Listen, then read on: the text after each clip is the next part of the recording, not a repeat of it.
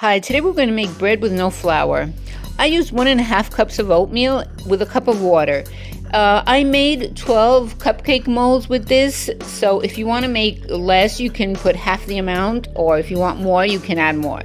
You just have to add water to it bit by bit and just go stirring it around. So you have to be careful that it's not too stiff. So it has to be more like wet. You have to leave it wet. It has to be like very liquidy. When it stops absorbing water, you add 1 teaspoon of baking powder, and then you add a teaspoon of salt, and you stir it. It will like get stiffer every time you leave it. It like hardens the dough, but it has to be like this. When it's like this, it's ready to put in the mold. So I used cupcake molds, and I put a bit of oatmeal on the bottom. I put a piece of cheese, like mozzarella cheese, in the middle, and then I covered it with oatmeal again. You can use any type of cheese, Swiss cheese, cheddar, whatever you like. Then I did 6 like this, and I did 6 without anything.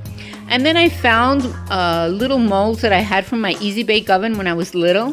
And I used those to make 2 brown breads like you see in the beginning of the video to make a sandwich. I did it with half a cup of oatmeal and a little bit more of water. Just to see how they came out, and it came out perfectly. So then you take these to the oven, more or less 20-25 minutes, and you have to unmold them as soon as they come out, because otherwise they get heated.